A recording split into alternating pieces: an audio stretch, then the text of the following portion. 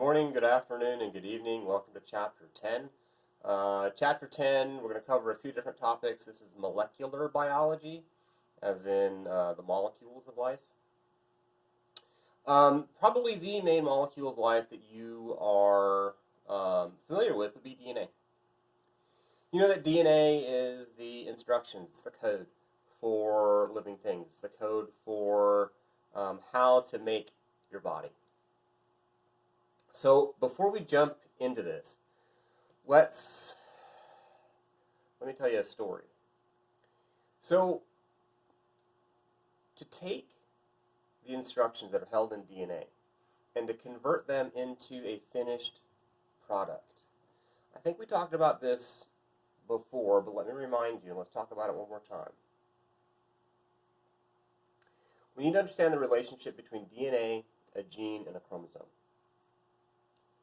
The easiest one to talk about is the middle one, and that is a gene. That's what we're about to talk a whole bunch about. I want you to imagine that a gene is simply just a recipe. A recipe for a single product. A chromosome is a collection of recipes. A chromosome is a whole bunch of genes. So a chromosome is basically a recipe book. The language that the recipe is written in is DNA. DNA is the code. DNA is the letters that we use to write the recipe. So what we're going to do is we're going to start with that gene. We're going to start with a single recipe. And we're going to follow it through. How do I start with a recipe and end up with the finished product? The DNA gene is the recipe. Genes are held on chromosomes. Chromosomes are made of DNA. All the DNA for the cell is inside of the nucleus. The nucleus, then, imagine that is a library. The nucleus is a library where all of the cookbooks are held. All the recipe books. You have found a recipe for one product that you want to make. You want to make a cherry pie. You found the instructions. The problem is you can't take the book out of the library. The book has to stay in the library. So what do you need to do then so that you can take the instructions with you? You have to make a copy of those instructions. And in the real world, we could do that any number of ways. You could hand copy it. You could take a picture of it with your phone. You could take it to a photocopier. Regardless of how you physically make the copy, you make a copy of the instructions. The important bit is when you walk out the door of the library, where is the original set of instructions? The original set of instructions is still in the library. You're taking with you a copy of those instructions. Now that you've got the copy of the instructions, you take that to your workspace. You take that to the kitchen.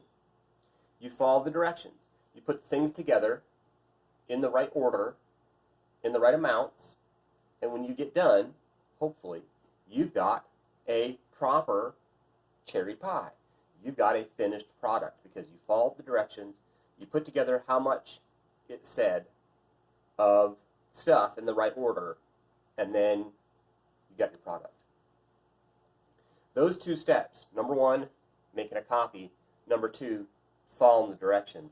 This is exactly what we're going to do in this process that we call transcription and translation. Transcription is I make a copy of the DNA, I take that copy and I follow the directions and I make the product that it calls for. That's translation. Transcription, making a copy, translation, following the directions. DNA is the master set of instructions. Messenger RNA is the copy. You can kind of think about this another way too. You know that workmen, when they're working on a building, they got a blueprint. And that blueprint is the master set of instructions on how to make the entire house. The guys that are working on the site, do they have the master set of instructions when they're building the house? Where's the master set kept? Well, the master set is kept in the office. What do the guys have on site? Well, they've got a copy of it. Well, why not just have the master set on site? And the answer is, well, if you've got the master set, something could happen. I mean, a work site, a job site, it's kind of dangerous. Any number of things could happen, and it gets ruined. Well, what happens if you've ruined the master? If you've ruined the master, you're just out of luck. You can't get it back. So what do the workmen use? They use a copy. And what happens if they ruin the copy? No big deal. Just go back to the office and get another copy of it. You can make as many copies from the master as you like. Messenger RNA. This is the copy.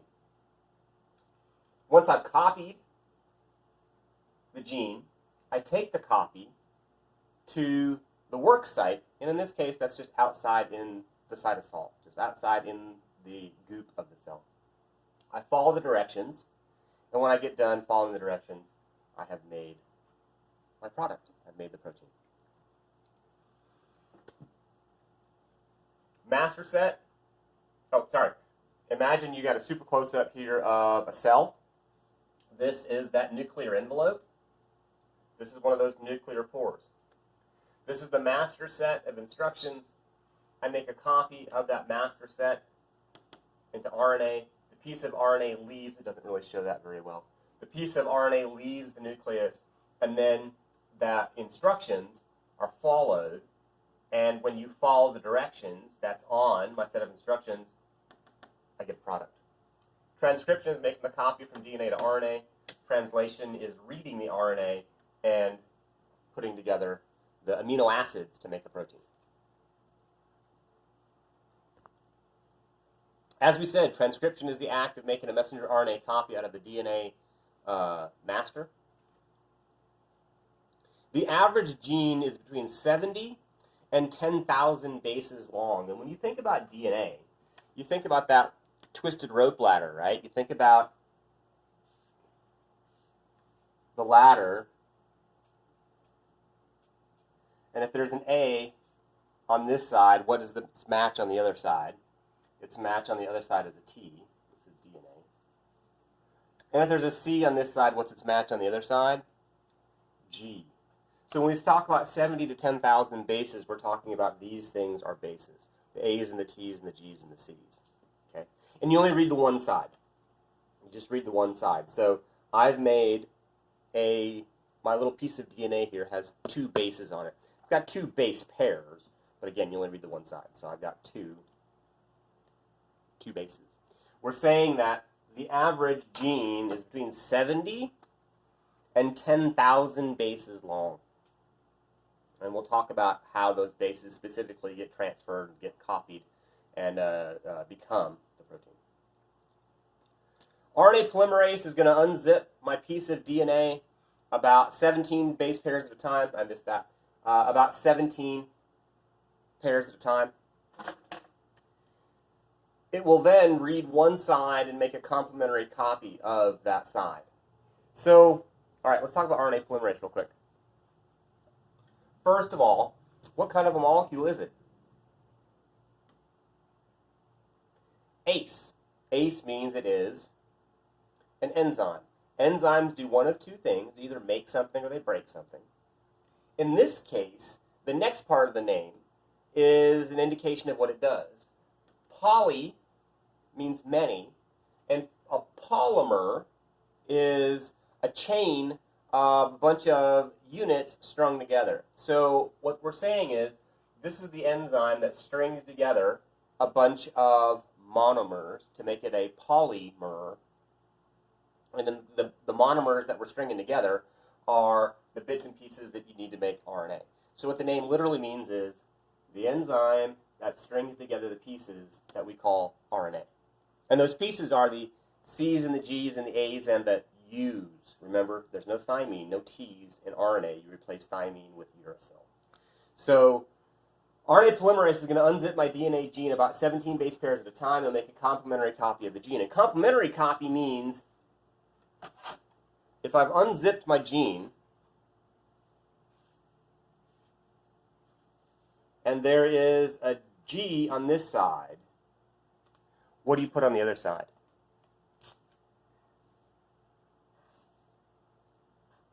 put a C on the other side. And if there is a T on this side, what is its match? What is its mate? Its mate is going to be A. And if there's an A on this side, what is its match? If I was making DNA, which is the blue, it would be a T. But I'm making RNA, which is red. So I don't put a T here. I replace it instead with uracil. So I would replace it with a U. So my red line is my RNA copy. The blue is my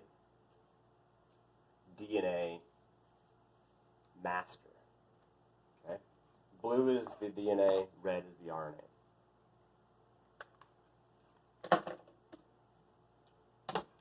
It begins at a structure called the promoter site. The promoter site is really just the starting line. It just tells RNA polymerase this is where you begin. And actually, it's built such that RNA polymerase can only attach at that promoter site, at that one spot. So this picture right here shows what's going on. This is my DNA. This little yellow section, again, I'm not sure if you can see the colors very well. If you've got the PowerPoints next to you, you'll be able to see it better. This little yellow section right here is that promoter site. The little yellow section is the starting line. My green triangle here is RNA polymerase. And as we said, it's going to unzip the RNA, the RNA polymerase will unzip the DNA about 17 base pairs at a time. And it will begin to make a complementary copy. So if there is a G here on this side, you're going to put a C on the other side. If there's a T over here on the red, we're going to put an A over there. And if there's an A over here, we're going to put a U on that side. RNA polymerase, the green triangle, just goes down like a train on train tracks. It goes down and just makes a copy of the one side. It doesn't copy both sides, just the one side. And then once it reaches the finish line, it comes off. And now I've got my copy of my gene. This is transcription. This is the process of making a copy.